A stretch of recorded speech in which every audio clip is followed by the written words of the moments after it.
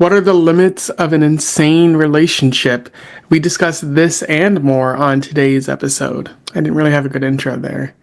I never have a good intro. I'm always just trying to make you laugh, and I fail every time. Hmm. Well, welcome back to Around the Weird, a booktube channel where I talk about all the unusual and out of the ordinary literature that I find in my travels. And then also, occasionally, I'll talk about a movie with Lucas from Lucas, My Friends, Changing my name every time. changing his I'm name. gonna change it to Strike the Sun MD again.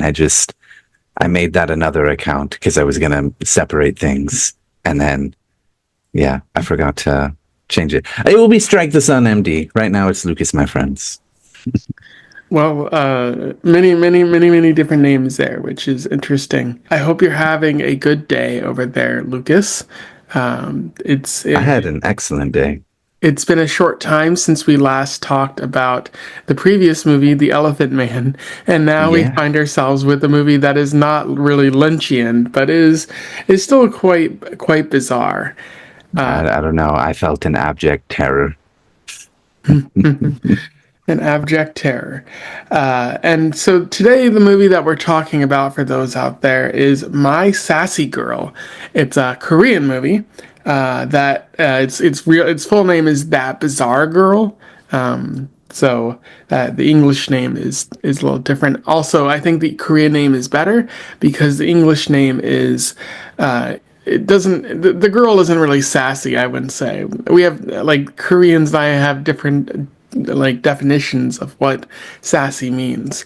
But this movie was directed by Kwak Jae-yong, who mostly did romance movies. Like that was just their thing. Written by Jae-yong and Kim Ho-sik, and then starring Ji-hyun as the girl in this, and then Tae-hyun, if I'm pronouncing that correctly, that is the sort of main character Gi-yeon. Or the protagonist of the story. Very interesting people involved here. And I should note that this movie is seen as largely kickstarting the Korean wave trend that began in the late 90s and continued to this day. And Korean wave is just, this popularity with Korean sort of media, whether it be movies like, My Sassy Girl, among many others. I'm not that familiar with Korean cinema, unfortunately. Or it could even be music, as you see with a whole bunch of K-pop, from BTS to Blackpink, maybe. There's quite a bit of it, and I only listened to a small part of that. But there's a lot of factors at play in what started Korean Wave and what continues to sort of power Korean Wave. But It's produced some pretty interesting things. And what's also interesting is that, at least according to what I found online, like most of Korean Wave at the time that this was made was focused on like romantic thrillers or something or not romantic thrillers, but revenge thrillers, stuff like that. Very actiony type movies, whereas My Sassy Girl is a romantic comedy, and you see quite a few follow in its place, especially from the same director. This is also interesting because the director, like his last movie was in '93, which didn't do too well. It was actually the sequel to a movie he had done before, and so 8 years pass, and then he makes this, which there you could say quite a bit about that time period gap and like what he ended up creating, but that created some popularity, and then My Sassy Girl would become a sort of media franchise after that. You see, like this is based on a blog, but it's also it earned some sequels, which I'll talk about like at the end. And then there's also a sort of TV show which takes the sort of idea of My Sassy Girl and transports it to like medieval Korea, which is a fascinating idea. So there's quite a bit here. But yeah, just initial thoughts, Lucas. What did you think of this? My feeling was that I didn't find any of it funny, except I did enjoy the scenes played out for the girls writing, as you just mentioned. I really enjoyed those. I thought that was pretty clever. Now that was the kind of thing that I was pointing at, that like when I was saying that American romance comedies don't have the balls to make something like this. I don't think those are the words I used, but to me, that was like, wow, that's really cool to see. I don't know. There is a sort of text within the text kind of thing going in here, where we also get to see the mind of the girl, and the kinds of things that she thinks about, I guess. Although it is through the lens of, I'm going to call him the boy, because we never learned the girl's name. Mhm. But Gyeonwoo or Gyeonyu. Yeah, Uh, yeah, something like that. Yeah, Gyun Woo is his name. okay. Um, there was one part that wasn't that did make me laugh pretty hard, but most of the time I was not that interested in this kind of schmuck male lead who's hapless and doesn't really have, like, seems to be a good, smart guy who doesn't study. Like, he's just a lazy dude who always finds himself in trouble all the time. Golly gee willikers. And he finds himself in the hands of a crazed beauty. And Hmm. as noted philosopher Dolph Ziggler once said, "It should have been me." Excellent, excellent reference to Dolph Ziggler there. But I did enjoy it. I did not like the acting was fine. Like I felt like I believed the actor was Kyung-woo and was that kind of person. It's just I wasn't interested in following this type of character or his thoughts, and none of the things that happened to him were funny to me. So I felt more of the romance than I did the comedy. I will say that. But the romance was toxic. Um, Mhm. so Well, interesting, but a bit toxic. yeah, I do agree about Gyeonwoo. Like, it might have been better to focus on someone else. And I certainly think that the girl, like Ji-hyun, is doing a lot of better acting here.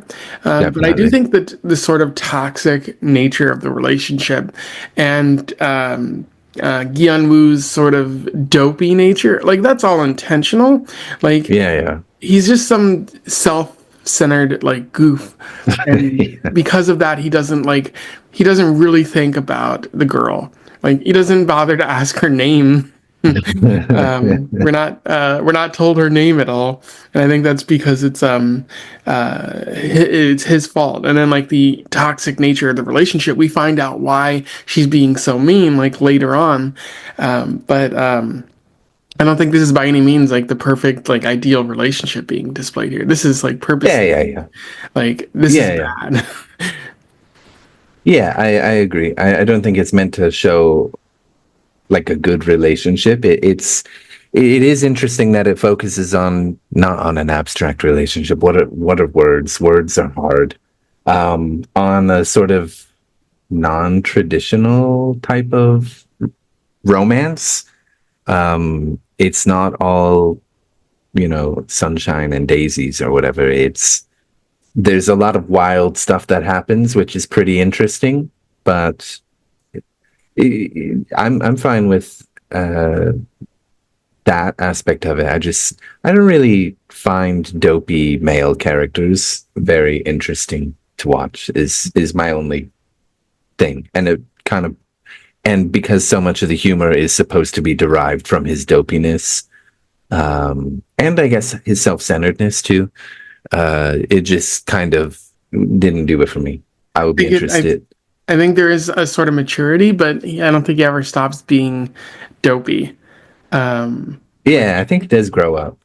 But yeah, we can get into the movie at this point. So the beginning sees the main character Gi-hyun talking about a time capsule, how he agreed to meet an unknown woman uh, uh, at 2 years later, and she doesn't appear to be showing up. And then he talks a little bit more about himself as the movie like properly begins, and we find out that he was raised as a girl. Uh, and that's This kind is of, quite interesting to me, actually. uh, Continue. We can talk about it in a second. but like that's quickly glossed over. Like they just move on from that. And I'm like, wait, go back. Like I had to like rewind to make sure I like read that correctly in the subtitles. Yeah, I wish they did more with that. Not to make Kyungwoo like trans or confused about his gender or whatever, but just like if they did raise him to be feminine or to be a girl, why it would have been more interesting to show him showing more feminine traits. You know what I mean? Mm-hmm.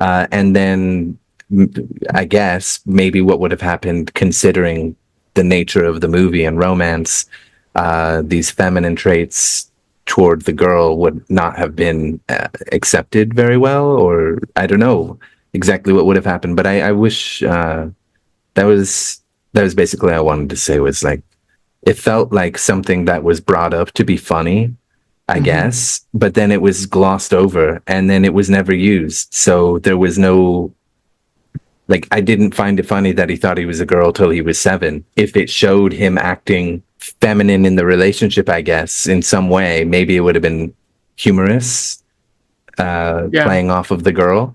Like, there could have been, if they could have used it more, it could have been more interesting, I guess. But anyway, I think it's a trend in this movie where they just throw the most preposterous things at the wall, and like none of it really like permanently affects the movie, but it does make it a yeah, little bit funnier. sure. But yeah, he's raised as a girl, and then we see that he's out partying with some of his friends, drinking with some of his friends, Mhm. and he gets a call from his mother, and she's like, "Where are you? You're supposed to be with your aunt." And he's like, "Oh, I'm on my way there now." And so he leaves his friends, goes to the train station to go meet with his aunt, and at that point, he sees the girl.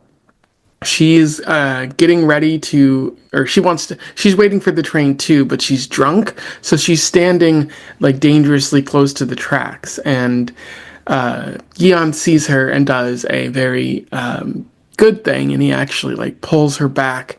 And then he tries to like sort of separate from her in an effort to, like our transaction here is done. And but mainly that's because like drunk women distract or disgust him. So he's like, Yeah. this woman is They, not attractive to me. yeah, he's not attracted to them. They seem to always cause him trouble, as he says. And she certainly causes even more trouble because what goes in must come out. And Yes. well, So first she yells at a young punk guy wearing pink to let an older gentleman sit down,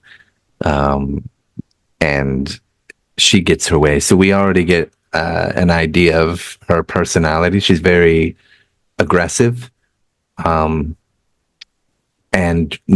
doesn't back down from anybody. mhm. And this guy doesn't want to do it, but he follows. And she has very specific ideas of what people should and should not do. So she tells him, and don't wear pink Hmm. before he goes off. But what goes in must come out. And she barfs all over the old gentleman whose toupee has now been ruined and his sweater. um, and the boy is held responsible for the girl's actions, and the older gentleman tells him to help him, and more importantly, help her and take care of her. He must do that as his duty. No, I don't think he said duty, but he did imply that you have to do this. It's important that you do this. Uh, so he carries her off of the train. Was there something else you wanted to say about? Yeah, she specifically calls him honey as she sort of Oh yeah, asks yeah, him yeah. out. So that's why everyone thinks that they're dating, and Yeah, that's right. That's he's right. like, but we're not together. And he's like, just do it, take her and take care of Yeah, her. yeah. This, of course, becomes relevant later, the honey thing on the train. But yeah, he drops her off on the bench on the platform. She falls off. And then um, he tries to leave, but he's like, he thinks better of it, and well, yeah. He tries to leave and then he tries to sneak back in, but then immediately sees the cop, Mhm. thinks better of it. That part was funny. But then he goes to pick her up and he's just complaining about drunk women, takes her to a motel or a hotel, has to pay for it. And then he tries to take a shower there, Mhm. which I guess was kind of funny, maybe. Kind of. Uh, I was just interested. I was more focused on the fact that there was like a see-through window, which I've never seen in a motel before. Yeah, Um, I think it was the mirror. I think it was a see-through, a two-way mirror or something. Like once, because later you see her brushing her teeth and she's looking at it, but she's not looking through it. I don't know. But yeah, you're right. I've never seen something like that. That was really weird. Like, is this I think it might have been what is that called? They have them in Japan. A love hotel, maybe? yeah, something like that. Yeah.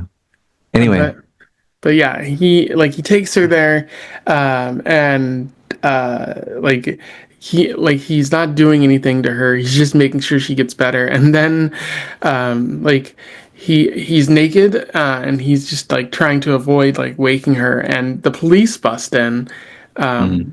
for some reason, and they're like pointing like some type of guns, not real bullets, but like he's trying to hide his man parts, and finally they just shoot him with it, and they take him to jail, which is a fun little trend in this movie.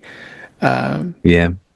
And at jail, he sees the criminal element who want nothing to do with him and scare him off, uh, which again happens quite often.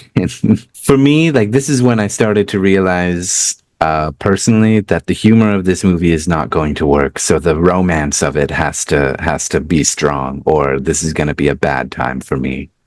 Because okay, the police come in like when he tried to sneak in, uh, that was kind of funny to me.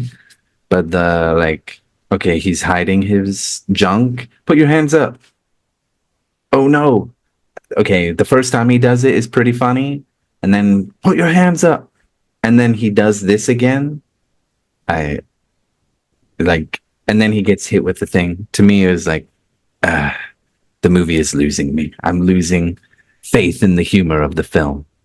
But I would say I kind of agree with that, but also the movie did make me laugh. So I think the mm, humor does work, but it doesn't always land the way that I think the director or the writers would yeah, intend. well, as you said, they just throw everything but the kitchen sink, I suppose, and some of it works, a lot of it doesn't, or some of it doesn't.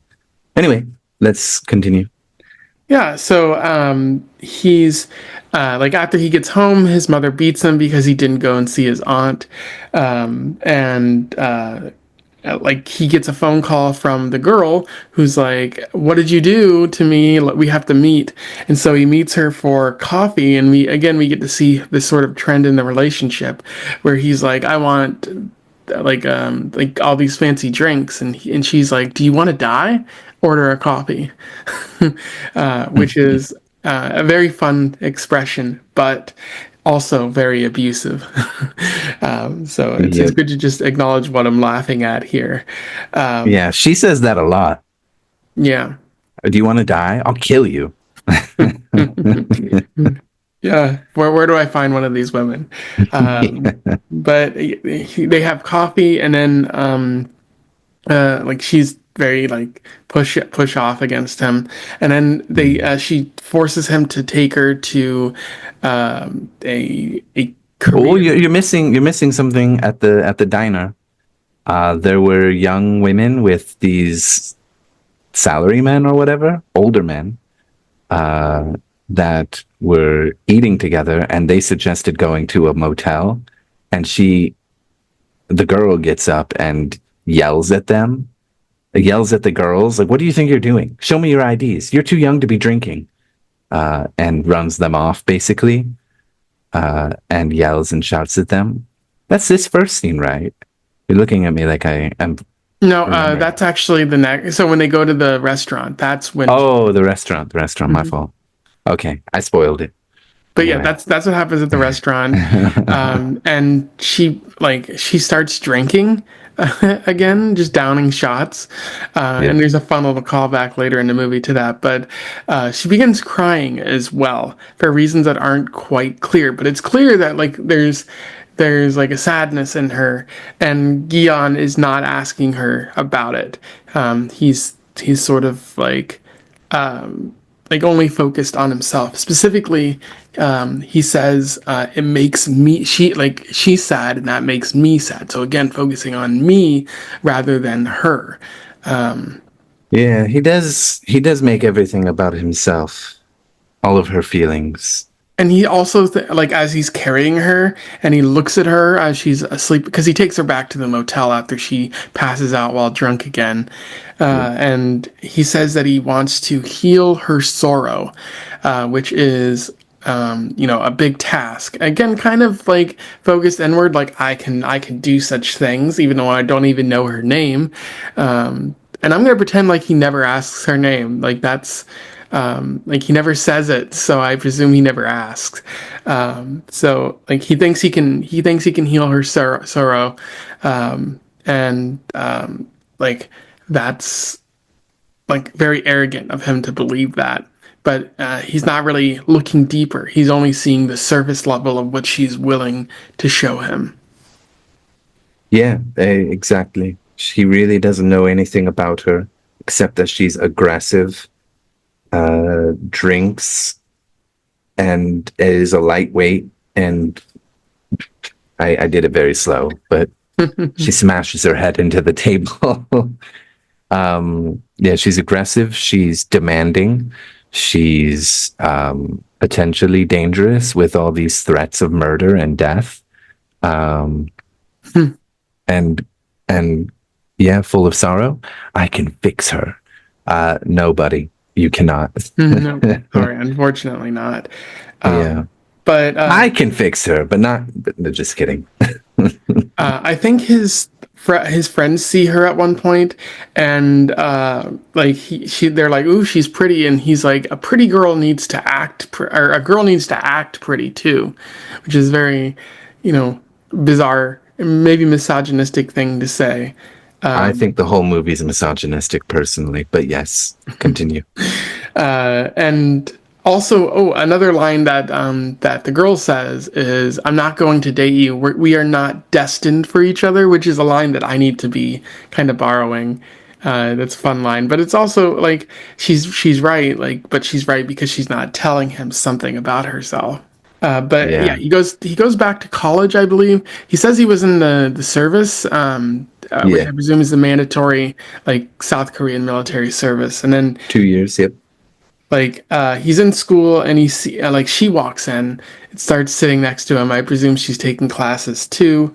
And like she shows up for like 30 seconds and then asks the professor to take a break, which is funny.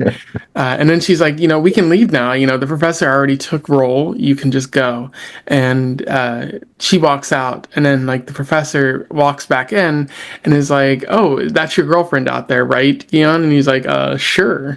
And the professor's like, "You can go. Like, I marked you down. You won't miss attendance." And Gion's like, "Okay." And one of my favorite parts of the movie is the professor's like, "Oh, and Gian, like you should try to keep it with her," and like what exactly is meant by that? And when he goes outside, he finds out that she told the professor that she's going to have an abortion, which is an amazing joke to me because you would not see that in an American movie. Like, No. um, our culture unfortunately doesn't like to make funny jokes about abortion. Yeah. I guess we can't laugh about dead babies, can we? I can, but I'm Um, built different. Precisely. But yeah, then they go to a theme park and have a great time. You would Yeah. think that they're in a relationship at this point, but they both, or he refers to her as a friend. Well, wait, the theme park, first of all, I guess we should lay down the law here. What she did is horribly abusive, but also the theme park is she says it's her birthday coming up, right? And this is his plan to No, that's surprise just the her. first time they go to the theme park. Oh yeah, yeah, yeah, yeah. Go Yeah, on. it's a bit of a montage, but yeah, they go to a theme park. Again, not really like specifying what their relationship is. Um, and it's at this point that we find out that she writes movies, that she's a movie person, Yep. and she's forcing him to like take her movies to show Cena. I believe it is, and that's just like a movie company. He just walks in there, says, "Here you go," and then leaves. Um, but again, the more like bizarre nature of this movie is that like these scenes are played out, like we Yeah. see an action movie scene with actual choreography to the Yeah. stunts. I love that. That was really cool. And To me, then it was really unique. there's there's another scene where the Gion is talking about how all of Koreans loved The Shower, which was a book. I should probably look that up, but the girl says that she didn't think the ending was realistic in the way that it should have ended, rather than the girl in that book be asked to be buried in her lover's clothes. She said that the girl's last request should have been that she should have been buried with her alive lover, and so you just see a scene where the lover is forced to get into the grave and he's trying to get out and he's just smacked on the head with a shovel and just buried alive, and it's completely horrifying but at the same time it's just I think it's funny. Like this doesn't need to be in the movie but they included it for whatever insane reason the writers thought to include it. Yeah, I that was the part that made me laugh the hardest. It basically all the movie scenes, or even that part, are just a real treat, dare I say. Played, of course, by the main uh, actors in the movie. Yeah, yeah. um there are other movies where I've seen that happen, especially lower budget movies. But Yeah. at this point, like Eon is like, I'm gonna get back at this girl, because she's still bullying him and mocking him, and so he's like, I'm gonna get drunk on this train, and I'm going to make her carry me home. But as he falls asleep on the train, he's robbed, and they kind of steal all of his belongings. He ends up in Incheon Station, and he falls asleep and gets thrown in jail again, which is funny. And then the one of the other prisoners tries to wake him up, and they're like, "Oh, you got to show me some respect." And they try to make him believe that they're gangsters, but the police officer, like midway through, is just like, "You petty gangsters, you stop it." And like Gion is like, "Leave me alone. I please just stop bothering me." Fortunately, the girl shows up and bails him out, I believe. But She had been looking for him. mhm. Yeah, and he was running away. He also she called him and he answered, but he pretended he was like the response you get when you call a number that's no longer in service. So he says it in Korean and then he says it in English. And so when she gets him out of jail, she immediately, so you can speak English? Yes, yes, I really enjoyed that, and I think that's at the point where he says a girl needs to act pretty too. Yep. Yeah. Mistake. Um, Oh yeah. At this point, she says that it's her birthday, and that he has to do something, and so he decides to take her to a theme park, and he has this elaborate thing planned where they're gonna walk to like a carousel, and it's gonna get the lights are gonna go on as they get there, and it's gonna be special. But when they get to the theme park, why don't you tell us what happens in this scene, Lucas? Well, he has a vision, and I see the vision. He wants it to be romantic. Uh, uh, that's not what happens. They try to sneak around a little bit, and there is a military personnel there holding his gun. And when they climb over a fence, they step on his shoulder to come down. The girl steps on his head to come down, and then he holds them both hostage inside of one of the buildings, and basically lays out his terrible trauma where he's having his own relationship issues, shall we say, and he wants basically to do a murder suicide because he can't take it anymore, and he's willing to let the girl go. He can't handle. Oh God, I'm blanking. He was being cucked, right? Well, yeah, like yeah, his girl left him for another dude, and then also his dog left him for another dog. Yeah. It's very silly, and it gets even more preposterous as the scene goes on. Yeah. Uh, the girl tries to talk him out of it, but she eventually gets pushed out. Uh, Not pushed out, but he makes it clear that she's got to go or he's gonna kill Gyun-woo. The military is searching for this guy. Because he's gone AWOL. um, Yeah. because he's gone AWOL and he cannot do that. Um, they've come fully armed, ready to destroy a small village, basically. And he figures, well, it's over, time to die. But then the boy says, no, I used to work here. I know a way out. And tries to take him out. But then he's such a doofus because when they get out of the building that the military has, they've picked up the girl already. Didn't ask her any questions about like, are you alone? Have you seen the man, or whatever? Or at least the movie didn't really show it. Maybe she was silent or whatever. Gyun-woo, he turns around to the guy before they run off a little bit into the open space, and he turns on his flashlight and he's like, "See, I told you I know a way," which made me laugh. But then they keep going, and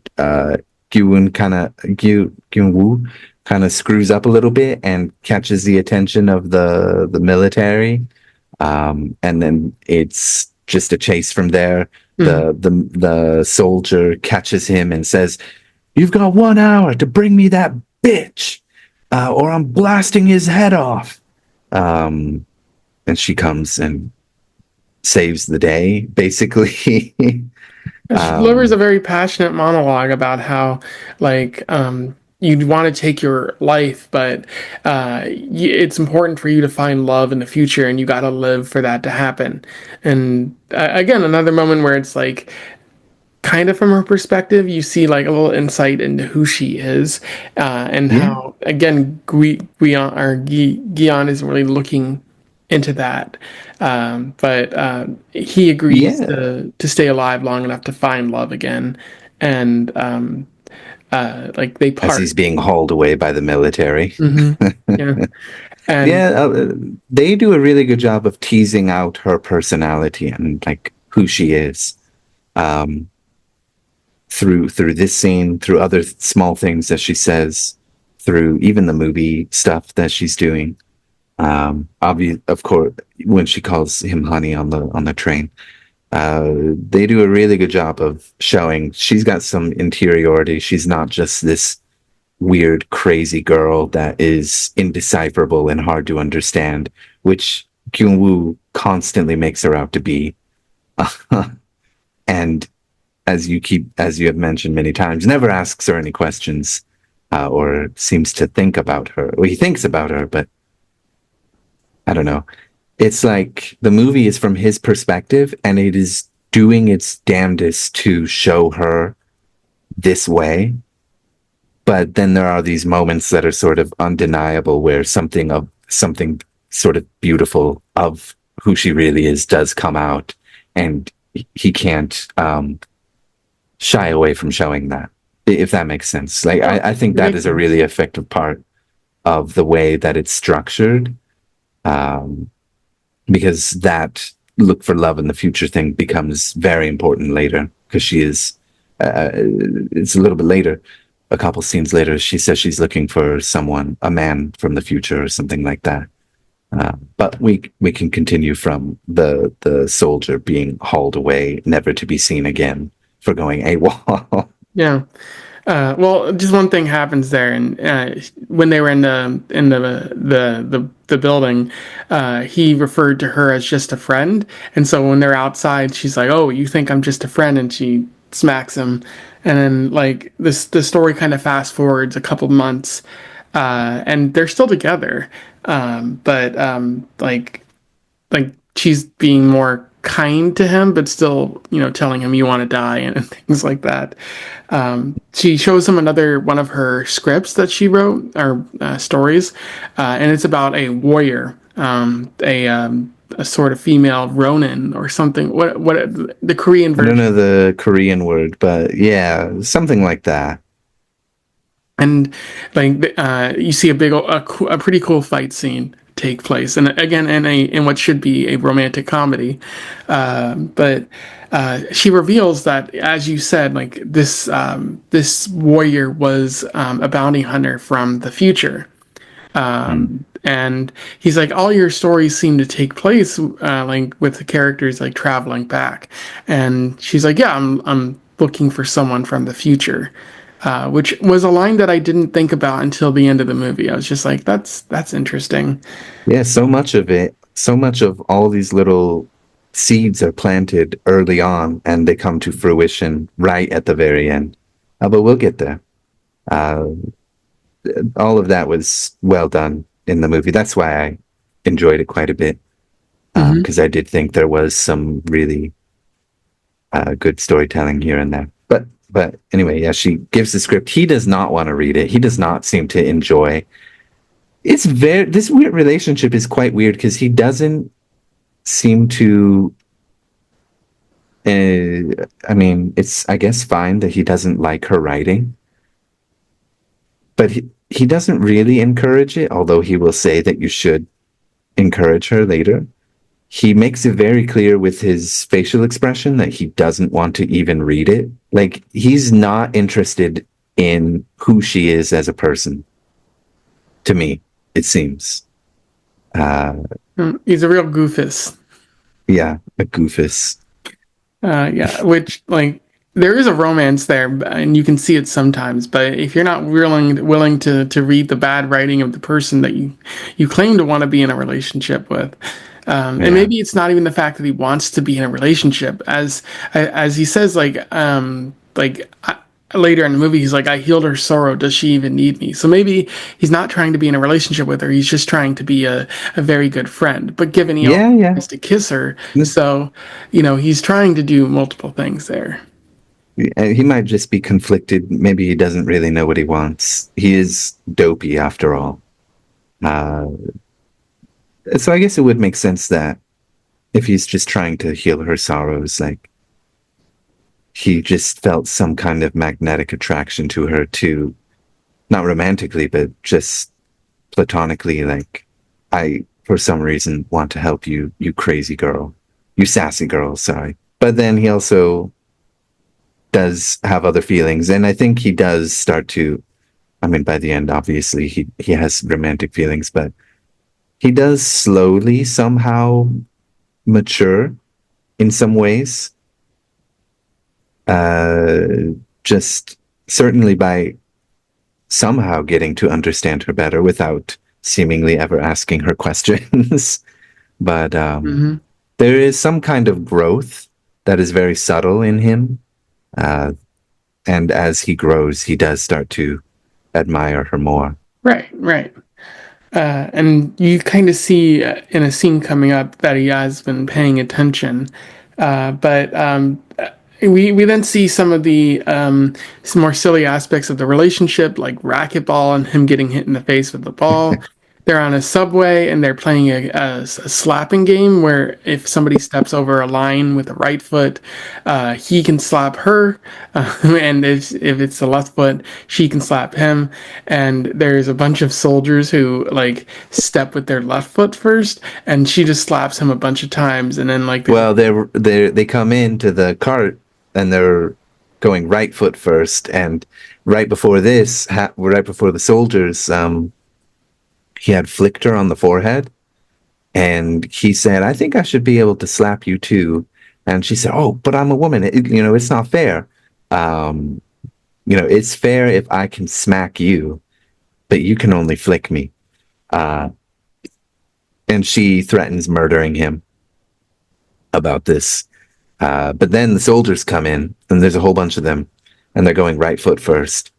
And then right before they cross the crack or whatever, I need water, but they switch. The drill sergeant or whatever says, "All right, left foot," and they all go left foot, left foot, left foot, left foot, left foot, and then uh, someone in crutches whose right foot is injured is just walking. Yeah, is walking through. That part made me laugh too.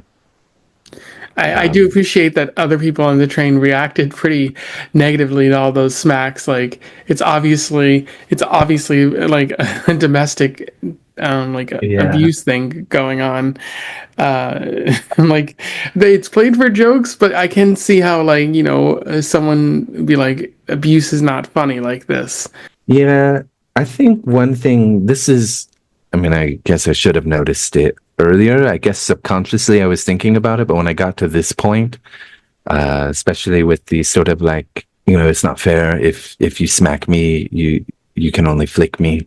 Um, Not necessarily because of that particular comment, but this whole thing and the completely normal people on the subway recognizing this relationship for what it is, which is toxic Hmm. and unhealthy, made me realize that I think the whole movie is just kind of misogynist in the sense that, like, in like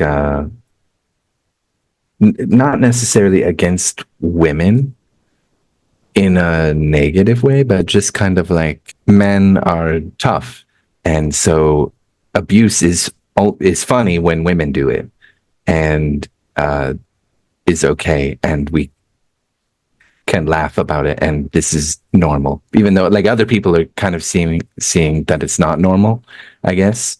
But I don't know. That was kind of how I felt. That there's something. weird about. But again, it could just be like the way that um, the main character is seeing her as he doesn't understand her.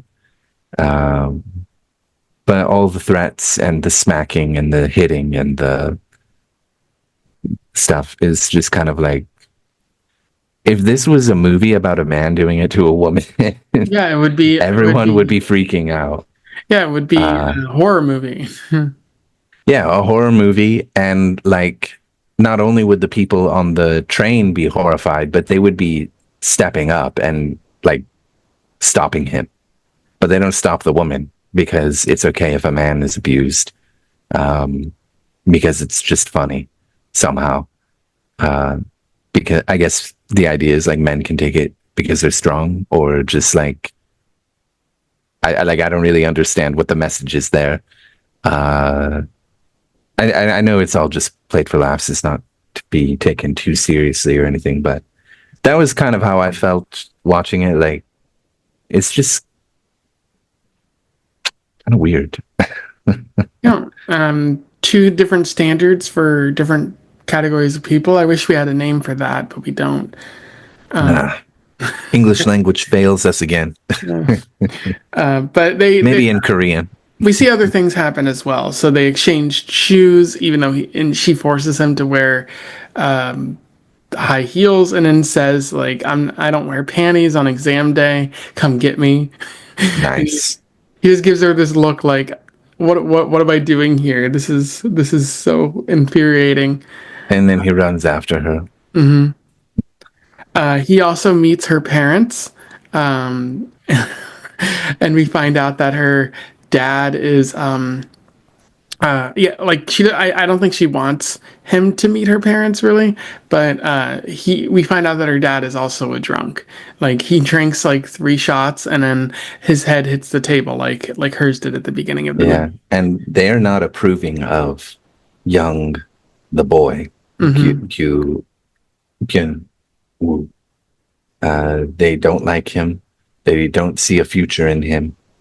They want to introduce her to another boy, who, might I add, I don't think we mentioned this. The reason he was supposed to see the aunt is because she misses her son, who died a year ago, uh, or a year and a couple months ago at this point in the movie. And she wanted to introduce Gyun Woo to a nice young woman.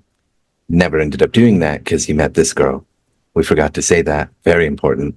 Mm-hmm. Yeah, and also I think at the beginning of the movie, the mother says you look just like him, and Yep. it spoilers for like I'm not going to say it, but like I really like the funny little twist at the end. I should have seen it coming, but I didn't, and it just felt more like interesting that way. But that's another point. Like when you say it like that, it's like, oh, why didn't I see this sooner? Yeah, yeah. The seeds were planted, and you notice them subconsciously, but you don't quite pick up on it. And then it's kind of like, I don't think I will ever watch the movie again. I have no desire to. It was fun. I enjoyed it, but it's the kind of thing where, like, on a second viewing, oh yeah, they said it here. Wow, so early. Oh Hmm. yeah, they brought it up here too. Oh, this sign, this clue, but it's not a mystery. But it has that kind of element to it. Not a mystery element, but just like, oh, they really planted that really well. Hmm. Very nice. Yeah, and so as he's leaving the parents' house, the mother is yelling at the daughter there. And again, I think he comes to realize like, oh, I don't know everything about her. She she has a deep inner life that I haven't asked anything about, and he continues not to ask anything about. So time passes The at this point Yeah, where the they're not parents were seeing each. correct. Yeah. Time passes, they're not seeing each other, and then she calls him on the phone, and like he starts saying some very like personal things about like wanting to see a girl naked or like it's cool to see a girl play the piano. which is good to him. And so they schedule a date, and then we find out that he's supposed to be taking an exam at this time, and everyone's just staring at him, like, "What? Why are you on the phone right now?" So yeah, it's her under hundredth day anniversary, which implies that this is all taking the like space in the span of like 3 months, which is very very Quick short. romance. Yeah. And like he brings a rose as she requested. He shows up to like an all girls school, and she's playing piano, and he gives her the rose, which is a very touching moment that the music makes all the better. I particularly liked that scene there. It was very, yeah. It was like an actual case where, hey, Yeah, a good she relationship. asks, when he's supposed to be taking the exam, she gives him very specific instructions about what she wants him to do. She attends an all girls university, which he has to sneak into, or all women's university, sorry. And he sneaks in by saying, like, oh, somebody ordered Chinese. And the security guard is like, oh, it was me. Uh, I forget what the security guard asked, but he was like, "Do you have extra something?" And because he doesn't have any Chinese food, he's like, there's another customer," and runs away. I love that. That was great. Yeah. Yeah, I love that too. Anyway, he goes in. She's playing the wedding song, Oh, the graduation Pocket Bell's song. Canon in D. Yeah, yeah. What is that song used for? Weddings The or graduation, graduation? Yeah, graduation. yeah, yeah. She's playing the graduation song. That was weird. Maybe it doesn't have the, I guess maybe it doesn't have that connotation in South Korea, but I was just like, why are you playing this here? But yeah, it was kind of a sweet moment, very romantic. Everyone is cheering them on. He also had to dress in his high school uniform so they could relive their high school days at a club or something later, Hmm. and they rock out, which was pretty fun. Um, I agree. yeah, I would never do that, but I mean, the club, I went to the club for the first time in December. That was fun. They do that, and oh, what's next? Right after that, it's raining outside. Am I right? It might be, I'm but forgetting what. I didn't write that down. But like the girl's parents at this point forbid him from seeing her, Oh so yeah, yeah, yeah. they're separated, and then time goes forward, and they go on blind dates individually. She's actually calling him during hers and is like, "I need your help," and he leaves, but not before finding out that his date is a trans woman. Um, When he goes to the bathroom after she said, "I need to go to the bathroom," yeah, and so and then like he laughs about it and goes, he sees her like peeing into a urinal, and he's like, oh, and it's like the one moment of this movie that like completely like is awful and is like at the risk of just derailing my entire enjoyment of this entire movie. I get it's 2001. That's what happens in 2001, but I don't like it. I still don't like it. It's bad. It's awful. It "Yeah, it contributes was to, yeah. it contributes nothing. It's crass. It's literally just not funny. It's not even thoughtful in any way. It's just the lowest hanging fruit that's not even funny in the first place." It's Right. just kind of like, I mean, okay, if he's not into like, again, tying back to what we were saying before recording, and what you've been saying about with the girl, like he doesn't show interest by asking questions. I don't, this is probably something that could have come up if he had talked with her more, gotten to know her a little bit better, something like this. But he's self-absorbed, uh, and then, oh no, this is against tradition. What is this? Oh my god! Ugh. And it's just like, I think it still could have been funny if he's not interested. He finds out. He's shocked. I don't. I'm not like a comic writer, but if he, I don't know, went up to her and was like, I don't know what would have made it funny, but maybe there's a way that it could have been funny if he's still shocked. But the way it's done is just like it's gross out humor somehow, Hmm. and it's like chicks have dicks. I don't know what to tell you. Yeah, it's like the vomiting at the beginning of the movie, just a relic Yeah, of its time. They don't have that in movies these days a lot. So, yeah. uh, but yeah, he goes to the girls' date. She goes to the bathroom, and then she comes back and is like, "Where did Guion go?" And he's like, "Oh, while you were in the bathroom, he told me like 10 rules, and I'm going to list those rules because I wrote them out." No, no, he didn't write him out. He says I have a great memory. Yeah, I have a great memory, but I'm going to list those rules, is what I was saying. Yeah, yeah, yeah. So he says, don't ask for her to be more feminine. No more than 3 drinks allowed for her. Order coffee at a cafe. Pretend her hits don't hurt. Give her a rose for the 100th day anniversary. If they do hurt, pretend they don't hurt, and if they Mhm. don't hurt, pretend they do. Something like that. So yeah, give her a rose for the 100th day anniversary. Learn karate and squash. Be prepared for prison, to go to prison. Multiple Don't take times. her when she says I'll kill you seriously, which is not probably not good advice. Exchange shoes when she asks, and then she likes to write. Encourage it, which is a very very touching bit there. And she realizes that he loves her at this point. So she runs past him while he's eating at a food stand, and she Mm. goes to Bupyeong station.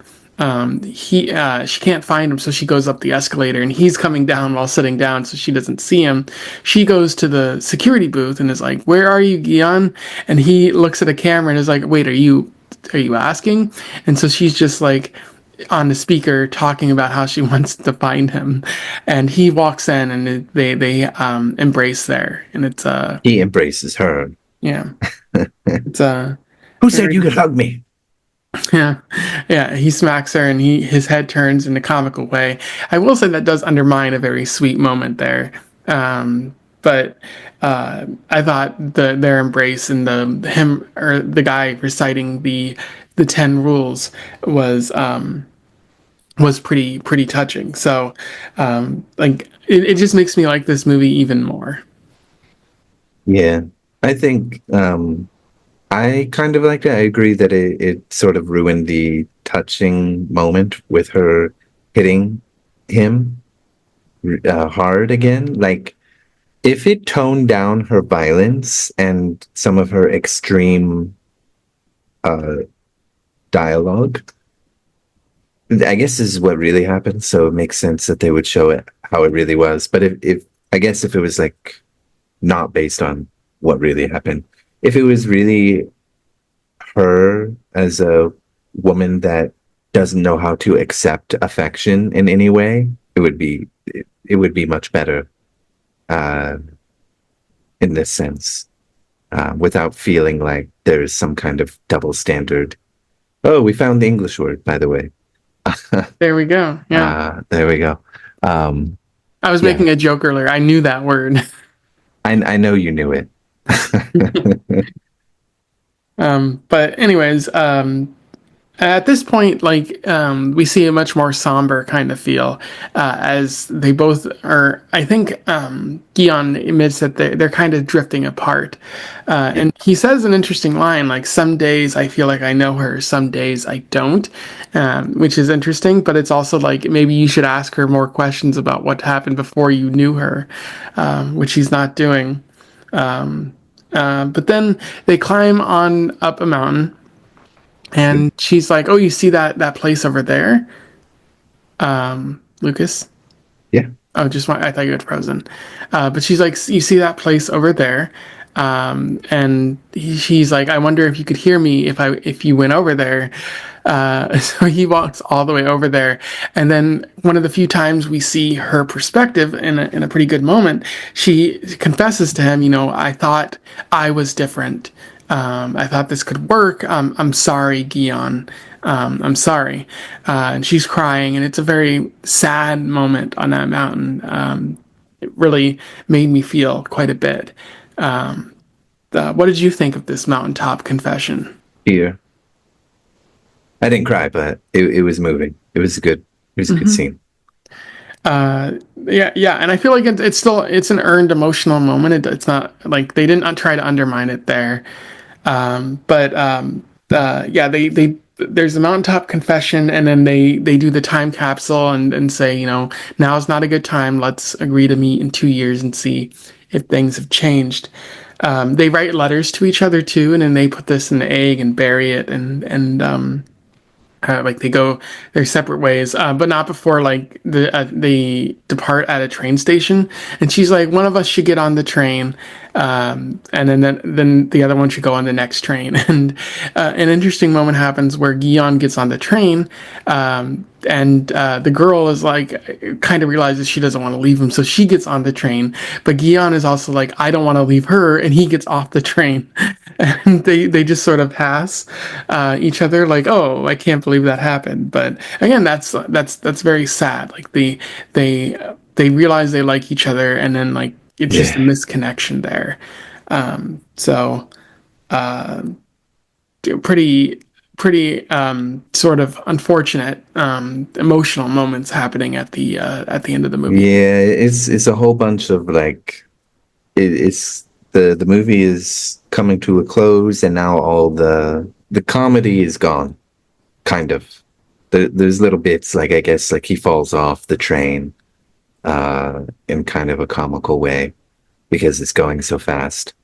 But it's just like emotional beat after emotional beat after emotional beat, and it just keeps building and building and building to the point where Gyunwoo goes up to the time capsule 2 years later and has read her letter and But first, decide. it should be noted that he's been writing blog posts, and he got that turned into a movie. So Oh in yeah, his yeah, yeah, yeah. universe, That's there's a right. My Sassy Girl movie.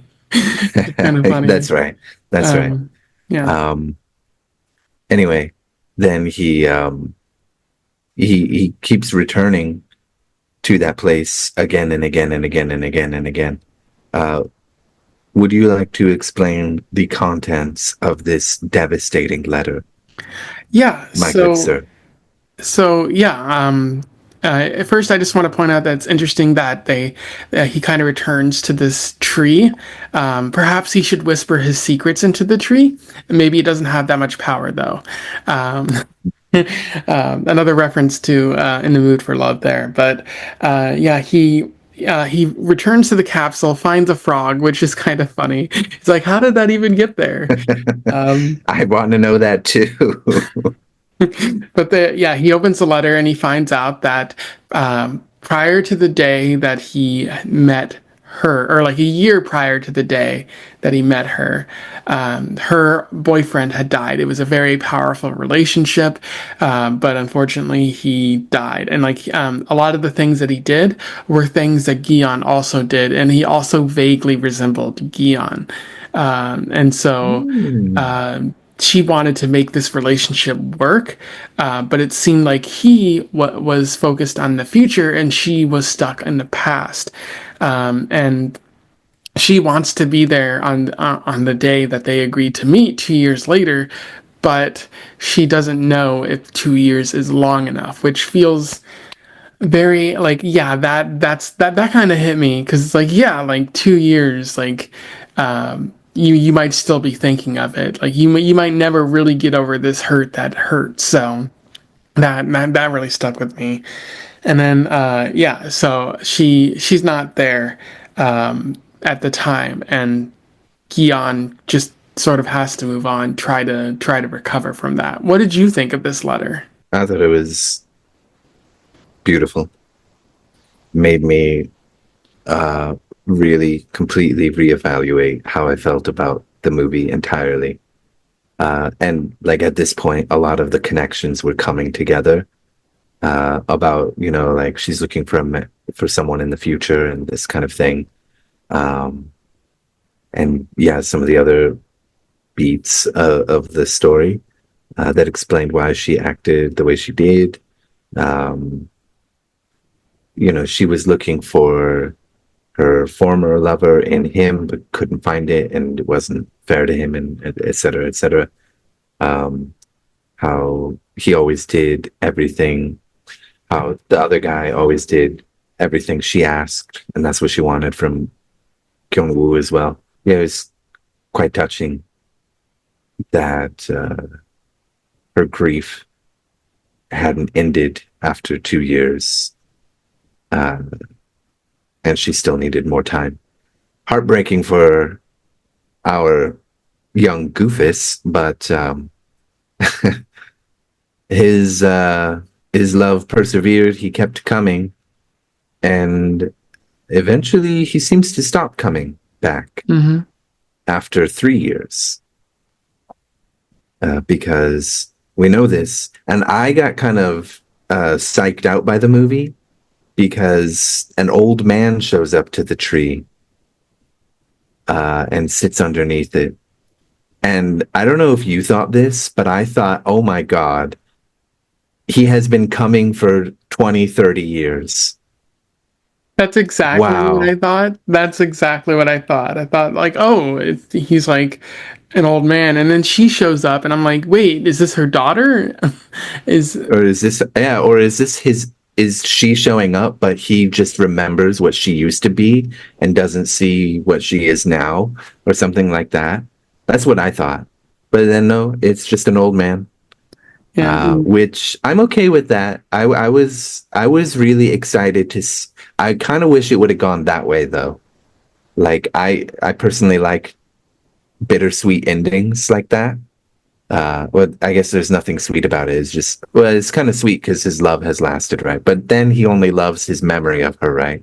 Which mm-hmm. is kind of what I was thinking when she came in, which could have been interesting, but it's not that type of movie. It's not that type of movie. It's not that to that level of introspection, which is fine. But it is her. She's come to find the time capsule, read the letter. Turns out the old man has already read both of their letters, uh, and that the tree is a totally different tree than what it used to be because lightning struck, Mm-hmm. killing the tree. But the young man had, had returned and planted a new tree that looked just like the old one. Symbolism 101. Mm-hmm.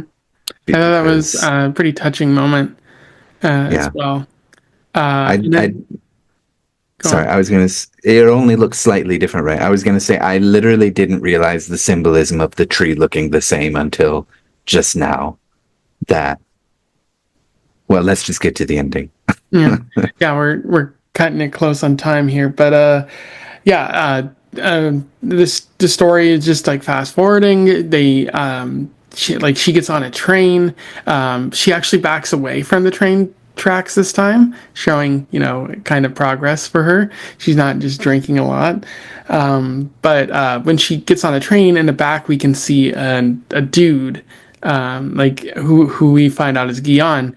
Like he's not able to make it inside the train, but he sees her and the train goes. And so And presumably, somehow recognizes her. I don't know how from the back of her head. I guess he just recognized the shape of her ass or something. Because I don't understand how he yeah, recognized her. it was probably the greatest ass he ever saw. It's fine. But yeah, so we presume like they're not able to get together. The story then fast forward. She is coming back from England, having spent a year there, and she's meeting with the the mother of the boyfriend who died, and she's like, I'm feeling better. I feel like I'm forgetting him and able to move on. And the mother's like, oh, he wouldn't like that, which is a terrible thing to say. It feels like she's kind of guilting her there, but she's like, yeah, I'd like to introduce you to a fella, and my favorite part, A nice young fella. yeah, a nice young fella. Like one of my favorite parts in this movie because of how like warm and touching it makes me feel. Like in comes Gi-hyun, who we find out that this woman is his auntie, who we did not get to see at the beginning of the movie because And she of complains about that. because of the girl, and so You yeah. kept coming to where I live, and but you never saw me. What's wrong? Yeah, it's interesting because like that would imply that she still hasn't gotten over something that happened like 4 years ago. Yeah. So yeah, you see, like they sit next to each other, and they're like, "You're never gonna believe this. We actually know each other." And he's like, I have to go to London, but I don't have to go to London." And they end up with one another there, and it's a that's where Oh my gosh, you are not giving it the justice it deserves. This was much, I mean, it was beautiful. You've made Mhm. it, but you're missing two key elements of this. Um, she also says, like, this may sound strange, but I think I've met a man from the future who Mhm. is this guy who she was supposed to meet in the first place. Um, And then, like, as they're having this little exchange, the camera comes down and you can see finally they do have a bond. They're holding hands.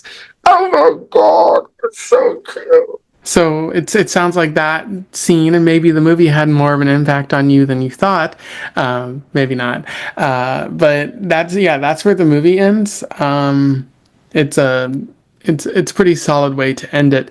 Now I will say something that really bothers me is that there is a sequel to this called My New Sassy Girl.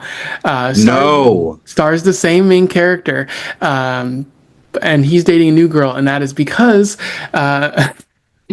something that is funny and also really stupid is the girl like ditches him to become a Buddhist monk, which funny The but also the completely undermines this movie. I think Wait, in the second movie or like that actually happened? Like, is the second movie also based on his no. real I think Okay. it's. I don't think it's based on anything. People did not like it as much, and I'm choosing to believe it doesn't exist. But yeah, that's pretty much the movie. I thought it was.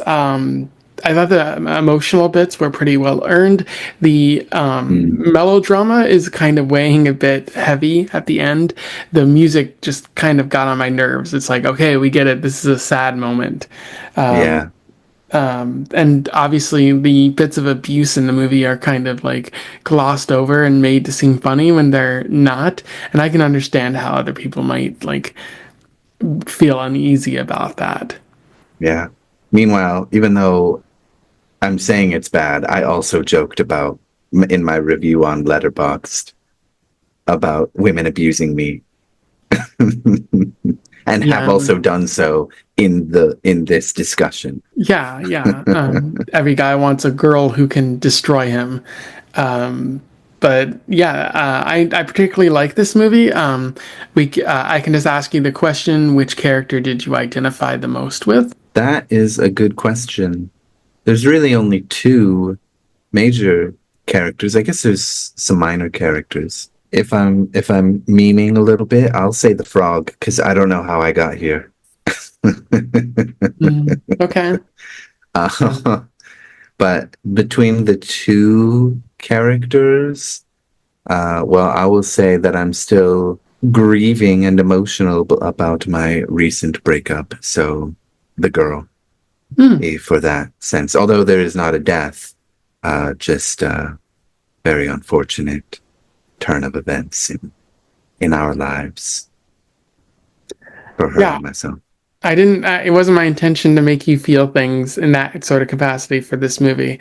Um, but it's just one of the Korean movies that I found. But I'd say I identify more with the guy, you know, kind of a bumbling fool at times, and not really knowing how I end up in certain spots. But ultimately learning valuable lessons in love, especially Mm. recently. So that's yeah, that's me right there. Yeah. But a pretty solid movie. But I think we can move on to the next part as well, talking Yeah. about maybe what you have planned for the next month. And what is that, my dearest friend Lucas? Well, you know, I had quite a few choices, which I will savor and save for later.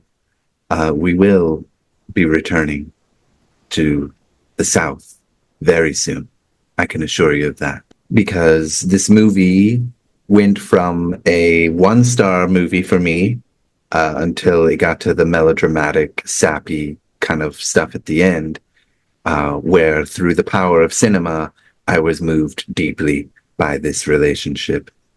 Um, and it became 2.5 stars, a strong, uh, recommended 2.5 stars for anybody looking for a romantic comedy. However, I thought it would be nice to look at things from a different perspective, to get an idea of what other Koreans feel and think and care about, and what their art and cinema looks like. So we, my friend, are going to the Democrat, the Democrat. Oh my God, how do you say that? We're going to North Korea, is what I'm saying. Uh, Democratic People's Republic of Korea, and we are going to watch The Story of a Blooming Flower. Okay, I didn't even know there was North Korean cinema, so this is a surprise to me. The story of a You blue didn't know what's his name? Not Kim Jong Un. What was his father's name? Kim Jong Son? Il? Kim Jong Il? Yeah, Kim Jong Il. Yeah, yeah. He loved cinema. I think he also well, there are rumors. I don't know if they're true. Could be Department of State propaganda or whatever. He had actors kidnapped to make movies, and his father as well loved cinema. I don't know if he had. I don't think he had people kidnapped or whatever. But North Korean cinema used to be a big thing in the 70s internationally, from what I've read.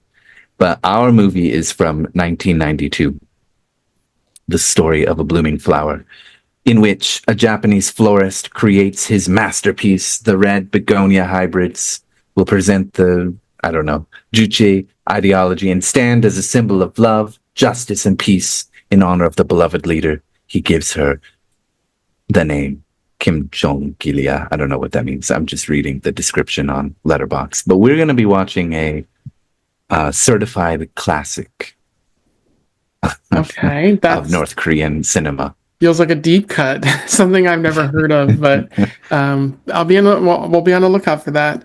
But yeah, that's pretty much the end of our episode.